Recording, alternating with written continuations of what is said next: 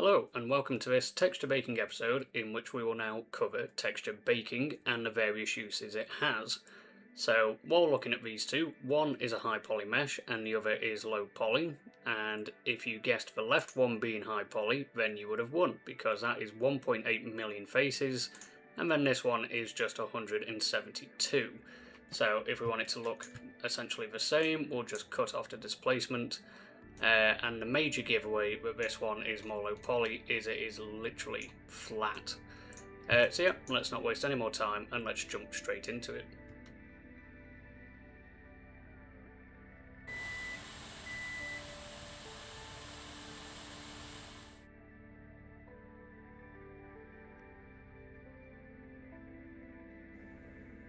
Texture baking is the process of saving surface information. This is things like colour, roughness, normals, and even lighting, and we can put all of that into a flat image. Instead of your model calculating all those details live, it simply reads them from that baked texture. So in short, you're basically turning a 20 node procedural setup into a single lightweight image map.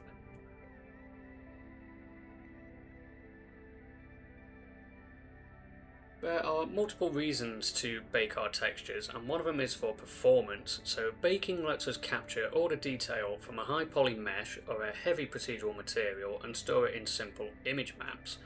So if we look at this brick texture that we have here, this is made up of 20 plus nodes. If we were going for hyperrealism, I'm sure this node tree could easily be 5 times as large. But to get this result, Blender has to calculate this brick texture in this colour ramp, which goes into that bump and goes into this other colour ramp.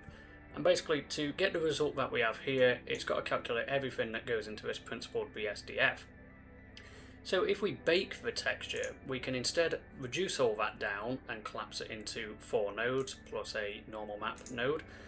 And another reason is if we look at this stone path that we've got here, we go from having 1.7 million faces for this, and we can reduce it down to less than 50 faces. Granted, this is probably too low poly, this probably needs a bit more geometry just to at least raise some of the brickwork.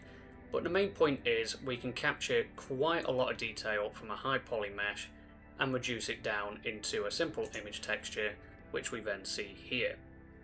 A second reason why we would bake our textures is that different engines interpret shaders differently. So a complex Blender node setup won't behave the same in Unreal, Unity or Godot.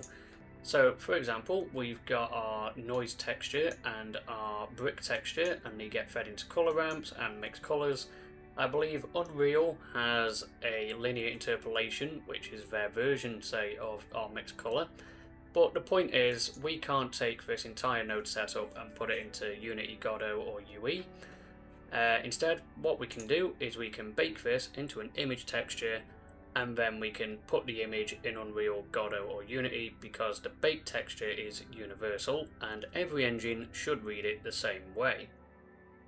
A third reason why we might bake our textures is more tailored towards our scanning. And that's because if we look at our image texture here, we'll see that our texture is all over the place. And if we go into edit mode, we'll see that our UVs are also all over the place as far as here. So if we go back into view and look at this, we'll also notice that we've got 5 materials. We've got 1, 2, 3, 4 and 5. And if we delete one, we'll see that some of it disappears and another, and then eventually we'll just get this blank texture. So by baking all of this, we essentially turn them all into one image, and then we get this nice path. And then this is easier to work with as well because our UVs are better, and we can basically use a mask to say add more definition to the gaps between the stonework. If we wanted to, we could also paint more grass on some of the stones as well. You can paint directly on the model itself in Blender, but you might just want to use a stencil and put it on the image itself so you know exactly where things are going to go, as opposed to, you know, if we look at the old one again, say painting a little bit here, but we know it goes off into where it becomes black, and then we've got to find it somewhere else. It could be up here and then paint on there. So cleaner UVs is basically another argument for why we can bake our textures, or should bake our textures.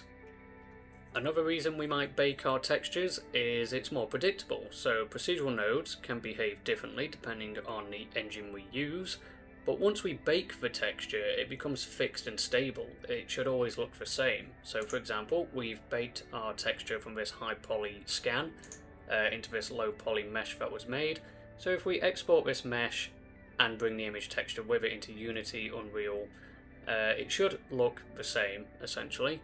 And then finally, baking simplifies your workflow. So instead of having to manage a huge node tree, you collapse everything into a clean set of maps, and it makes your materials easier to share because all you have to do is share the texture as opposed to a massive list of nodes. So in short, baking makes your materials fast, it makes them more portable, predictable and engine friendly.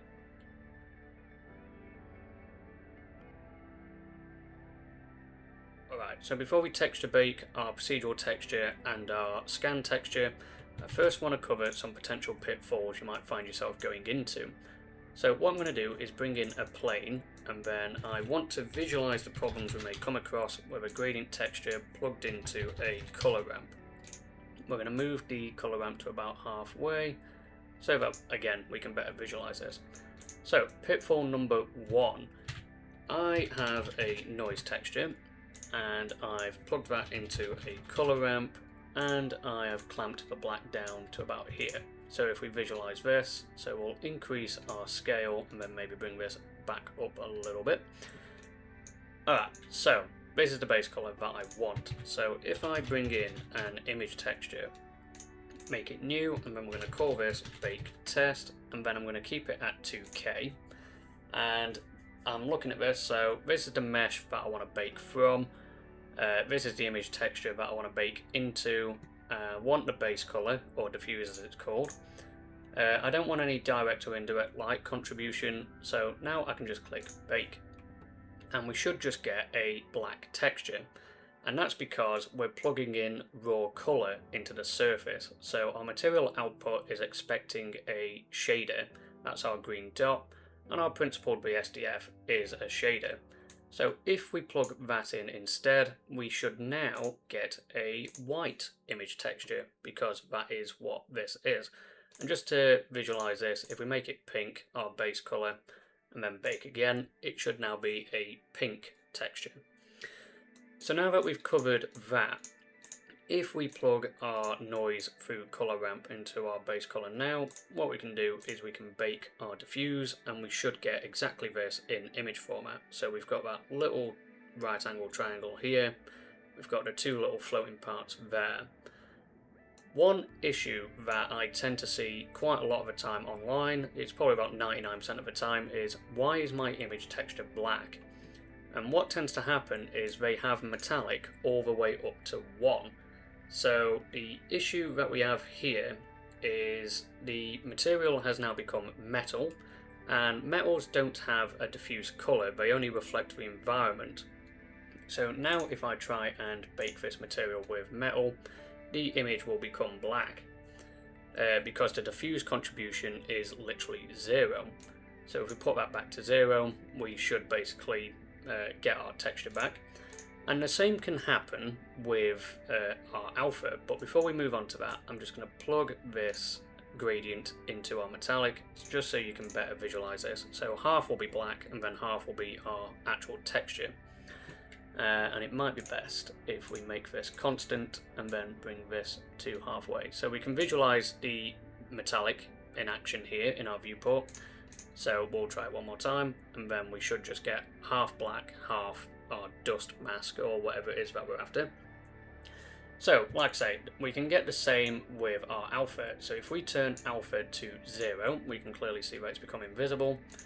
And then if we bake our diffuse, we'll see that we've now got an invisible texture.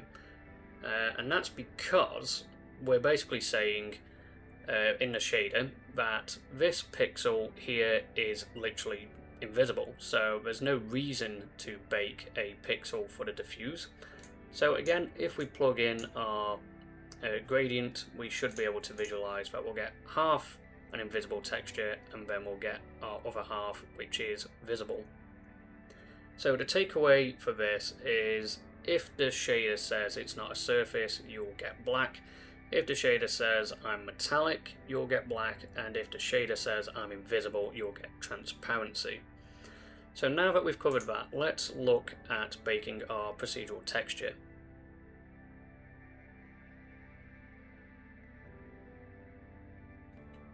Alright, so let's get into baking our procedural material. So to start with, I'm going to bring in Suzanne, the monkey, and then what we can do is make sure we've got our material preview set there, and then we're going to bring in this material and we're going to call it Suzanne. So the first thing that I'm going to do is I'm going to make a very quick procedural texture. So it's going to be a noise texture. We're going to plug that into a color ramp, and then we're just going to clamp these values by quite a bit, something like that. Then that's going to go into a mix color. The color is going to drive the factor, and then we're going to use the blender colors of orange and blue, something like that. And then on top of this, what I'm going to do is multiply this by a brick texture, something like that. And then lastly, we're going to do it again by basically plugging this in, changing it to add maybe, and then we're going to bring in a wave texture. And then if we look at this, the wave texture seems a bit much, so we're going to bring in a color ramp to clamp those bars in just a little bit, like so, and then maybe change their color to something like that. Anyway, so this is our base color. So we're going to plug that into the base color of our principled BSDF. We're going to look at our principled BSDF, and now we need an image texture to bake into. So we're going to bring in an image texture node, new, call this Suzanne bake underscore, and the underscore should become apparent when we come to save. So then 2K, and then what we need to do is go to our render properties, scroll down to bake, and we're after base color for the time being. So we're going to go to diffuse. We don't want any direct or indirect light influence. And now that we've got our mesh selected, our image texture selected, we can now click bake. So now we've got this image. So what we need to do now is we need to save our file. So I'm going to call this our image. No, I'm not. I'm going to call this our texture baking tutorial. And then inside this, I'm going to put blend file. And then we're going to call this our texture baking. And then with our image now, I'm going to do save as, and then we're going to make a Suzanne bake folder. And then in here, after the underscore, we're going to either do base color, or we can do diffuse. They both basically mean the same. Whichever naming convention you use, for example, if you're making a game, then try and keep to diffuse for everything or base color for everything. So anyway, we'll save that image as base color, and then just for speed, I'm going to plug the factor, so this, of our brick texture into roughness, for example. And then we're going to change this to roughness, make sure again image texture is selected, our mesh is selected, and then we're going to click bake. So now that we've got that, image, save as, and then we're going to change the D for R for roughness. And then the last one that's a bit fiddly is normals. So what we can do is just bring in another color ramp. We're going to plug our wave texture into it, and then I'm going to change this pink to white, and then plug this into a bump node, and we want it plugged into the height. Plug the normal into the normal. So the reason for what we're about to do is normals are directional values and not color values, so we need to change our color space to non-color. Then we need to change this to normal, and then we need to change the space from tangent to object depending on what type of space that you're baking into. So for now we're going to leave it at tangent, and then we're going to bake our normal. which will give us this. So image, save as, and then we can put N for normal. So what we should get now is if we duplicate Suzanne and move it on the X and make a new texture and call this Suzanne Baked, and then delete all of these nodes, and then instead bring in an image texture and then duplicate that 2 more times. And then what we should get is our base color or diffuse. We should get our roughness. And then lastly, we should get our normal. So now that we've got these, if you kind of get this, it might mean that you've basically done the normals in the wrong color space. Sometimes a fix is simply just plugging in a normal map node like this. That tends to fix this. So in our scenario, it has. And then yeah, so this is baking our own procedural textures. So now that we've covered our procedural texture bake, we can now look at doing our scan bake.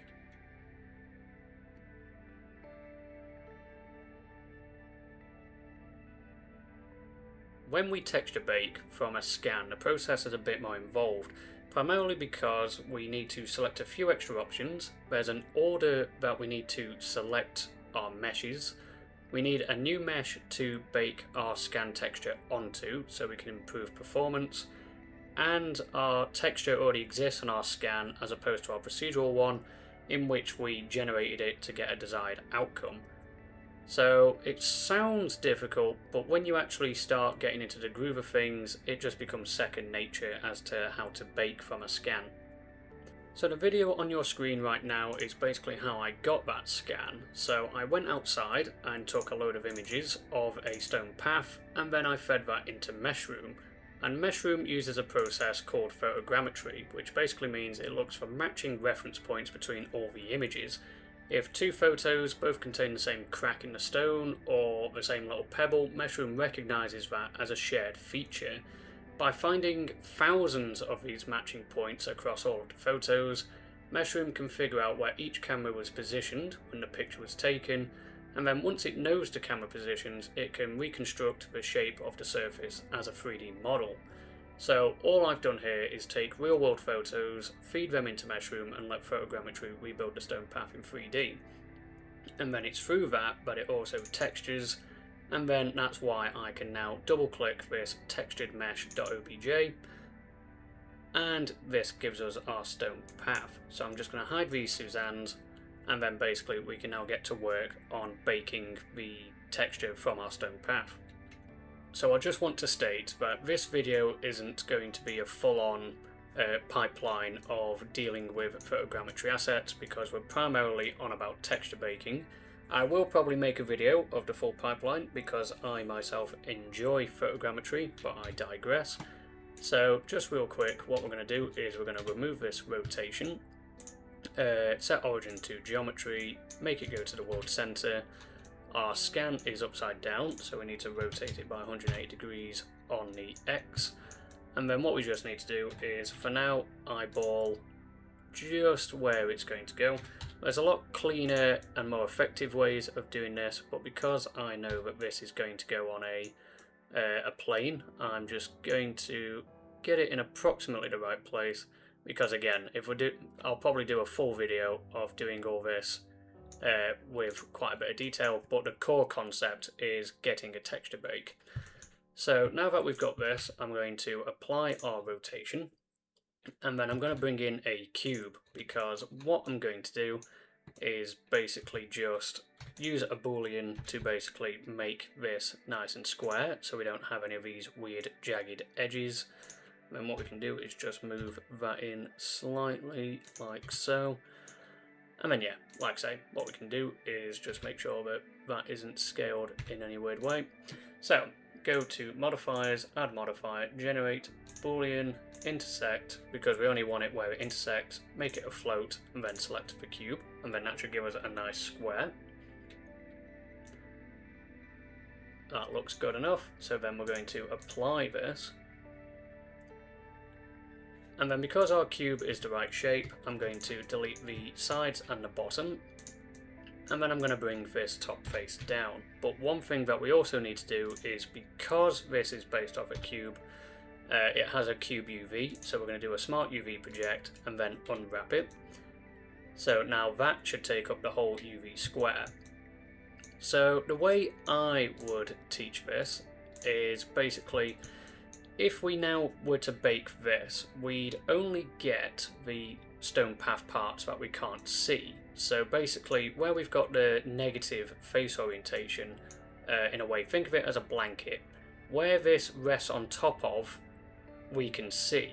But because all of these are above the face normal direction, that means we won't get these, and it's probably easier to basically show that. So what we can do is bring in an image texture, make it new, and then we're going to call this our stone path bake, and then we're going to make it 2K and then new image. So we'll go over to our render properties and we want diffuse or base color. We only want the color.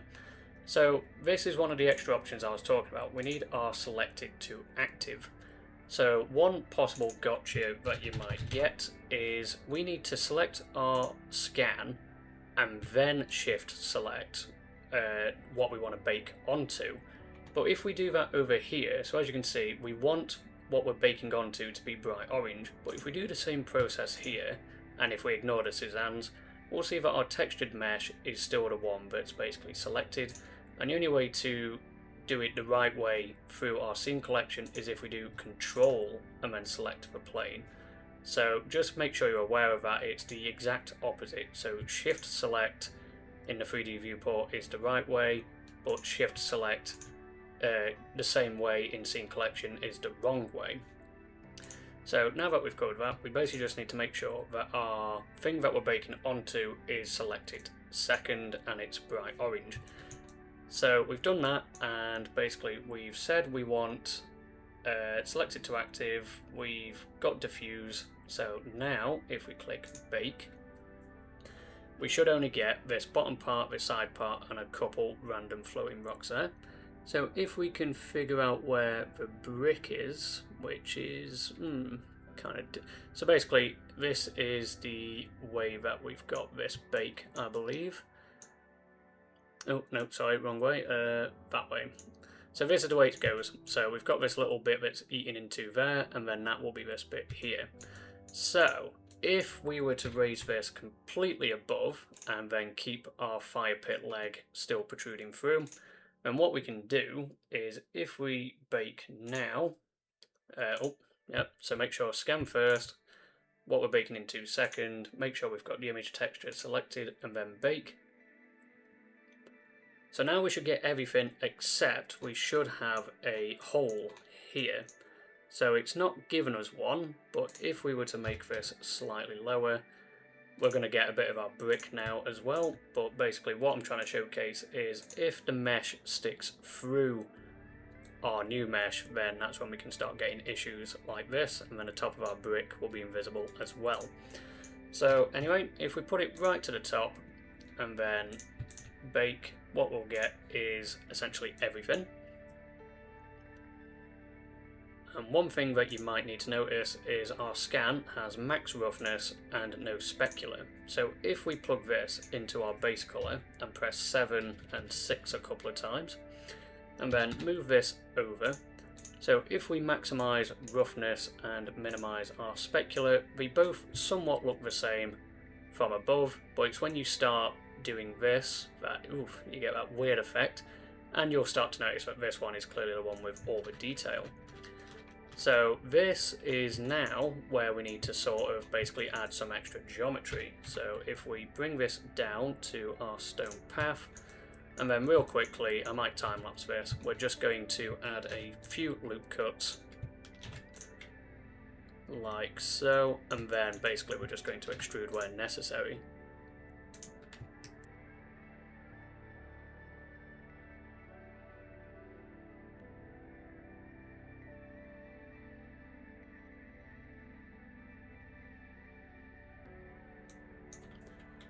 Okay, so now that we've done that, we've basically got our fire pit leg and our brick under this, and then what we need to do is Smart UV project again, because we've given it extra geometry and changed our UVs basically.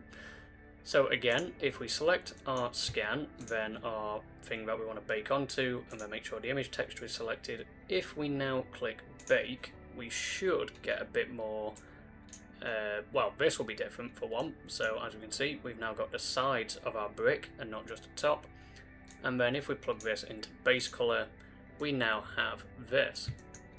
So we've got our little warning label on our leg. And again, because it's low poly and this is a cube, it's going to mess these sort of parts up. But if we were to maybe shrink wrap it and give it a little bit of an offset, then we might be fine in that scenario. But basically what we've got here is our stone path. So if we go up, make a new one and call this our stone path bake. And then this is going to be our diffuse. And then now what we need to do is we need to bake our normals. So if we go to normal, and then we're going to leave it at tangent for now. So again, select the bake, select the scan, select what we want to bake onto. And then yeah, if we just bake our normal, and then we now get this nice lovely normal bake. So if we go image, save as, and then change the D to an N, save image, and then what we can do, hopefully, so I'm going to duplicate this instead, so we have a reference to the side. Accidentally brought a copy of the scan over. So what we need to do is we need to change this into our stone path bake. Delete that, and then we need to bring in our image texture. So we're fairly limited with this one. We only have base color and normal, unfortunately. So we've got our diffuse, and then we have our normal. So if we plug that in, and then this in as well, and then if we hide our original one here, and then what we need to do possibly is bring in our normal map node that we mentioned before, possibly. So if we go from above, we've got a slight bit of color loss. So if we bring buffness up, specular down, that's more like it. So again, from above, these shouldn't really look all that different, but then if we start to slide down, we can see that it's somewhat difficult to tell which is which, but we can definitely tell this one is it because it's got little ridges. And like I say, if we did this full on and properly, we can add, say, subdivisions here, and then we can slightly protrude out the actual stone. But for now, basically, that is how you would texture bake a scan.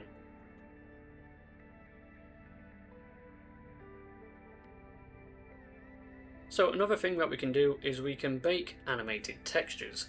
So if we just hide this and prep our scene, we can call this our animated texture bake. And then if we bring in a plane, make a new material and call this our animated texture. And then if we bring in you guessed it, a gradient texture, plug that into a color ramp. And then if we add an additional part here, and then black can be red, grey can be green, wrong way, grey can be green, and then white can be blue. It doesn't necessarily have to be this way, I'm just representing RGB. And then what we can do is with the Node Wrangler add-on installed, if we do Control T on our gradient texture, we can basically limit this down to 10 frames because texture baking a sequence can take a while. So at frame 1 it's going to be at 0 meters on the X, and then at frame 10 it's going to be 0.5. So if we click play, we've got enough information here to know that it's animated. So now what we can do is bring in an image texture. We're going to make it new, and then I'm going to call this animated texture bake. Going to change it to 2K, and then click new image. So what I've got, there's plenty of add-ons out there for basically texture baking animated textures. But for now, what I'm going to do is I'm just going to use this texture bake that I've got here. It's a small little script that basically says find this image texture, which is this one. So if I changed it to back and then clicked run, it will tell me there's an error. So it matches the same name as this one, and then what we're doing is we're baking the diffuse, and then it's only the colour. So just in case, we're going to change this to all that anyway.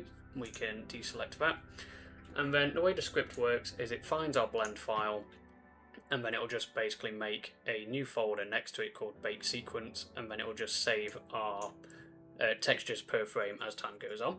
So if I click play, what we'll get now is Blender will look like it's about to freeze, and then it will stop responding. Well, look like it's not responding, but in the background it's baking our textures.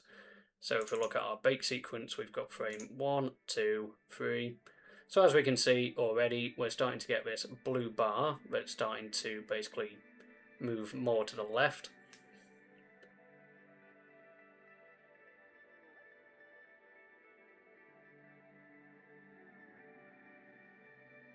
Alright, so now that we've got that, what we can do now, just to basically test this, is if we bring in a new plane, move it over on the X, new material, and then this is our animated texture baked, and then what we can do is image texture, and what we need to do is open our bake sequence, open image, and then if we plug that in, so start frame, there's 10 frames, and it's an image sequence, auto refresh, and then if we click play, there we go. So now what we should have is essentially the exact same. In fact, it might be better if we put it there and then move it on the Y.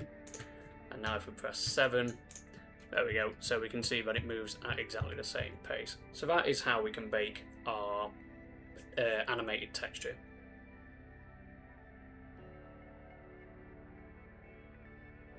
So one of the main reasons why we texture bake is typically we want to go from high poly to low poly. So we go from having a high poly dense mesh that's expensive to calculate to having a low poly that basically fakes details. For example, if we had a rock with a load of cracks in it, then we can basically fake those cracks on a flatter, less dense mesh. We kind of did that with our texture baking of our scan earlier in a way, but in this scenario I'm going to show you basically going from a high poly quote unquote to a low poly version. So what we're going to do is start with a new collection, and then this is going to be called our high to low poly bake. And to begin, I'm going to bring in a plane. I'm going to go into edit mode, subdivide, and then subdivide it 50 times. Then with all those faces selected, I'm going to select and then check a deselect. Then I'm going to right click, poke those faces, and then I'm going to select one of the center vertices, select all by trait, and then pulse by count, Control I to invert that selection, then Shift Alt and then select the edges, so we remove these edges. And then what I'm going to do is I'm just going to press G, Z, and then we're just going to raise these. So now we have a lot of these triangles, or pyramid should I say, square base pyramids. And then maybe we could increase the height just a little bit more. So we have this. This is made up of 6,501 faces. And then what we're going to do is bring in a plane that is only one face. So we're just going to increase that to being above. And then this is our high poly. This is our low poly. And then doing exactly what we did before with our scan, but first we need to do our high to low poly bake. We need to make an image texture. New, and then again high to low poly texture bake, and then we're going to keep this at 2048. We're going to keep it at 2K. We can probably hide this now, and then yeah, we're just going to make sure that we've got normal selected, and then selected to active is on, and then we're going to select our high poly first and then what we want to bake onto. And then now if we click bake, we should get a load of little square based pyramid type looking things, which we do. So now what we can do is basically just plug that into our normal, and we essentially get this. So if we move it over on the X and then lower it down to being about there, and then yeah, judging by, depending on what angle you look at it from, you can clearly tell when one is the real thing, the high poly one, but if you look at it from above in a way, I mean, I'd say this one looks more realistic somehow. That just seems way too uniform, but yeah, as we come down, it's actually the left side. So that is essentially how we bake from high poly to low poly, and yeah, so now we can look at texture baking workarounds.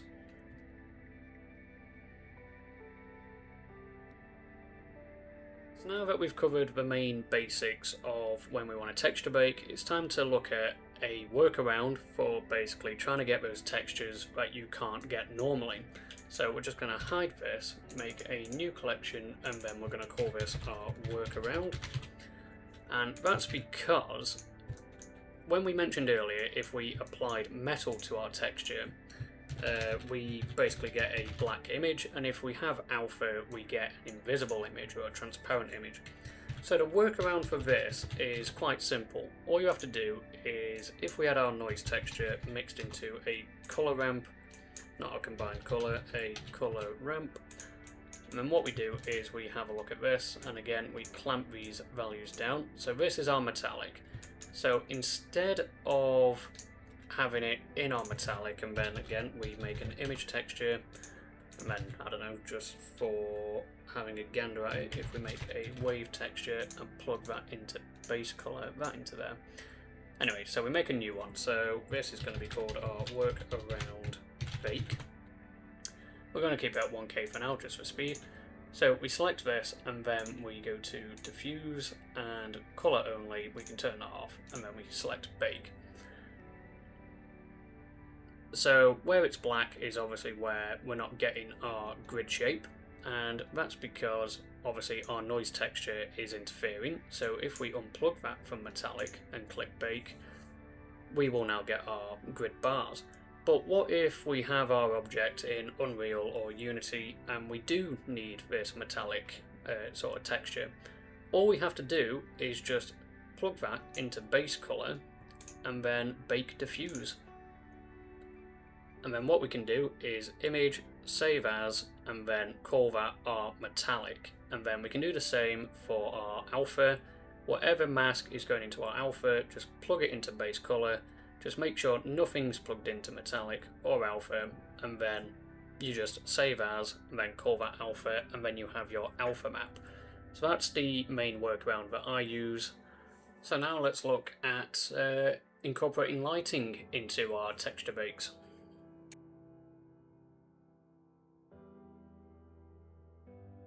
Right, so now it's time to talk about one of the final things involved with our texture baking, and that is our light influence. That is our direct and our indirect. So our direct light influence is where our mesh is the first thing that a light ray bounces off of, whereas indirect is if our light source bounces off a wall first and then hits our mesh, for example. So if it's not the first ray bounce, it will be indirect, and if it is the first ray bounce, it will be direct. So a way to visualize this is if we bring back our stone path and hide our scan and then work with this one. I'm going to bring in a new image texture, and then we're going to call this our stone path light bake. We're going to keep it to 2K, so 2048, and then make a new image. If we bake this, it should essentially look the same as this one.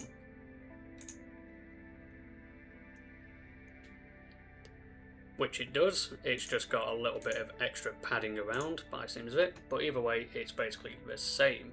So if we bring in a spotlight, for example, and move that over on the Y, move it up on the Z, and then if we just look at our render preview so we can see what's going on, and then we bump this up to say 50, we can see that that light is very clearly bouncing off of our surface. So if we keep it to colour and bake again, we shouldn't see any visual difference, which we don't. But if we include direct light now, we should see a massive circle, but in general the whole mesh will look a little darker because we've also got our environment light that's impacting our mesh. So if we click bake, we'll see this.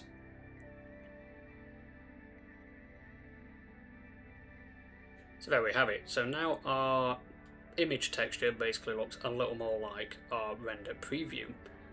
If we go into our world and then we remove this HDRI and put it to colour and then move it down to black so it's got no influence, we should only be getting this here. So again, if we go to our bake and then bake our diffuse, we've only got our little circle here. So that's because our light rays are directly coming in contact with our mesh. If we were to rotate this off into the distance, for example, and now click bake, we shouldn't get any information at all. It should just be black. Like so. So, now that we've covered that, if we bring in a wall, so we're bringing in a plane, moving it over, and then rotating on the X by 90 degrees, if we now bake indirect light, we should be getting quite a large dark patch, and then this bit should be fairly lit up. So if we click indirect and then turn off direct,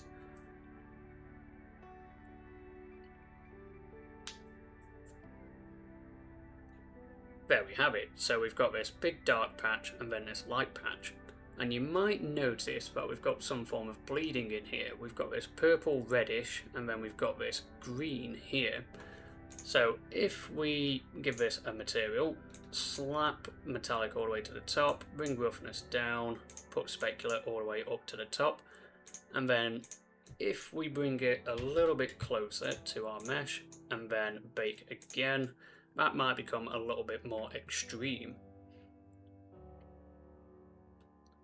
Or maybe not, but the main point is this is here. So now we have to wonder what is influencing our indirect.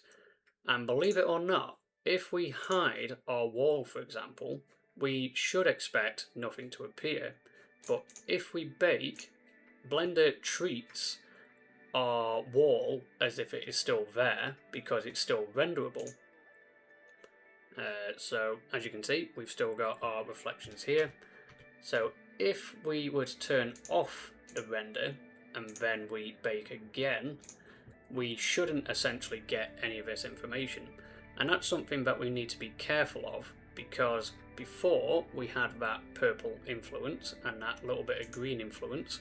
So I'll bake again just real quick so we can see that in action basically.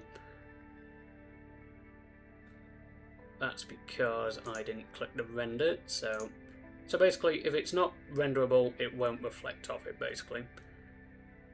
So we have this little bit of purple and orange, and believe it or not, that is coming from our procedural Suzanne bake. So if we just turn those off from being rendered and then click bake, we should now see all these little bits disappear, like so.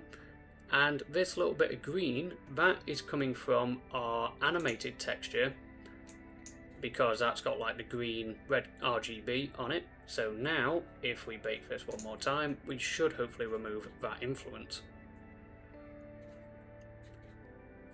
So there you see it. So basically, so long as you remember that direct is when the first ray bounce from our light source hits our mesh, and indirect is any other rays that hit our mesh afterwards.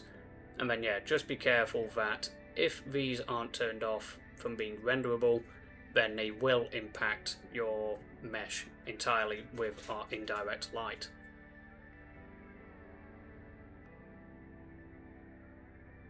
So now that we've covered texture baking, let's have a look at everything in overview. So as we know, texture baking is the process of converting a material or surface into a set of image textures.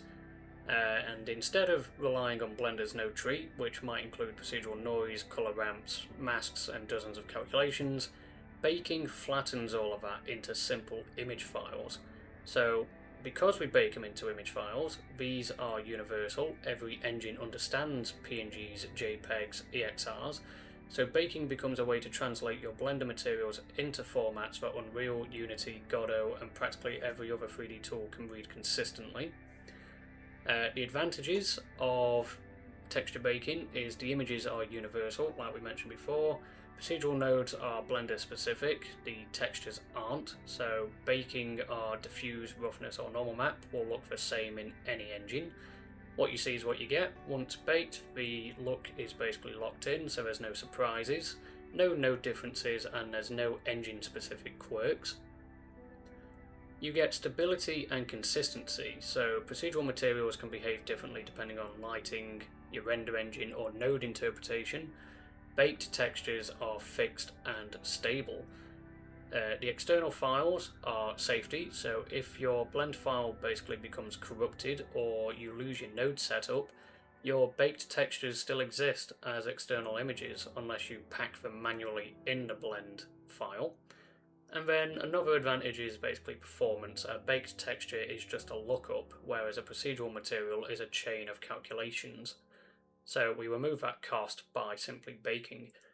The disadvantages, though, of baking is that we lose procedural flexibility. So, a colour tweak, a noise scale adjustment, or a roughness variation means we either have to edit the image, the baked image, manually, or we have to go back to the node tree and rebake everything. So, for example, if we end up, if we had chipped paint, for example, if we make the paint slightly smaller, well, now our normal needs to change, otherwise our chipped paint normal is going to be outside of where our diffuse is, basically. Another disadvantage is our resolution is capped, so because procedural textures are infinite resolution, baked textures are limited to whatever size you export, so whether that's 1K, 2K, 4K, 8K. Zoom in too far and you'll see pixels, but of course we now move into the storage cost. So an 8K texture is going to be huge for our storage. So procedural nodes take up almost no disk space because they are basically, in a sense, binary. It's just maths and calculations that's basically calculated when we open our blend file, whereas our, full 4K EXR could be 40 to 80 megabytes. And that's just always there in storage. Rebaking is basically required for every change, so if we adjust colour or roughness or normal strength, we've basically got to rebake affected maps, which we sort of mentioned. And then we've also got more files to manage, so baking creates obviously roughness, metallic, normal, diffuse, things like that. So each one must be saved, organised and referenced correctly. So some extra useful tips and considerations that we might not have covered in the video is basically bake only what you need. You don't need to bake absolutely everything. So, not every project requires ambient occlusion. We don't need cavities. Not everything needs emission, for example. I don't think we used emission for any of our baking that we did. Use a higher bit depth for data maps. So for example, roughness, make that 16-bit if you want smooth gradients. Normal is fine at 8-bit. Tangent space normals are basically encoded. Always check your color space. So base color is sRGB. Essentially everything else is non-color, especially your normal because they're directional information. Keep your procedural version, so never delete your node tree, as that is the source of what you had to bake from. And bake at the resolution your final project needs. So if your asset's far away and you never get up close, 1K or 2K is enough. If it's a hero asset, feel free to go to 4K or 8K. So when should you bake? So you should only really bake if you're only working inside Blender and your procedural materials aren't hurting performance. I wouldn't say you need to bake, but baking is most useful when you're basically exporting to another engine. You need predictable performance, or you want stable universal textures, or you're preparing assets for games or real-time rendering. So in short, bake when you need portability, stability or performance, and keep procedural when you need flexibility. So hopefully that's covered everything we sort of need to know about texture baking. And if you're still here, thank you for watching, and I will see you in the next one.